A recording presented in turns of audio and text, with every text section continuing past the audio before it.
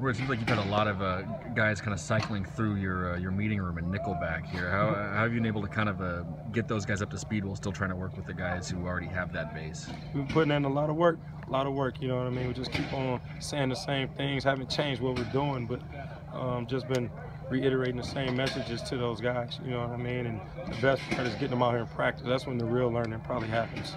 At Rush, you're going to lose like all your snaps next year. Did it seem like Dylan's coming along fast enough to step in that role?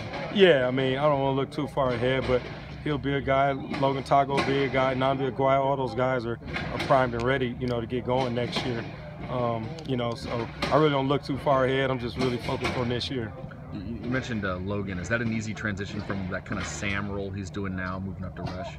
Well, that's where he really started at, was Rush, and then we kind of moved him to Sam. You know, it's kind of need-based, and now I think he's found a home at Rush and settled him in there, and I think that's the best place for him. So he's learned it and picked it up, and I think he feels more comfortable when we just leave him in one place. So.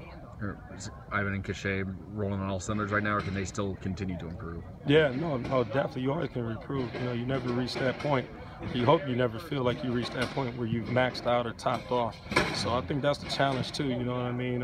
It's hit this midway point of the season that these guys just remain hungry as we did week one, you know what I mean? To go out there and try to get wins. I'm sure those two guys like to pin their ears back and really, you know, rush for the sack every time. But this week, do you kind of have to rein them back a little bit? Don't over pursue a running quarterback? Yeah, you definitely do. You know, one of the things we've been harping on is not running past that quarterback. You know, sometimes these guys beat those guys off the line, and those quarterbacks step up, and we see guys passing. So that's been the big, probably focal point that we've really been trying to hammer the last few weeks. Awesome. Thank you. What is the most difficult part of that, trying to game plan for a running quarterback? Gosh, you know, because no matter what you do, he always can make you wrong. You know what I mean? It's tough. They got a bunch of skill on the perimeter.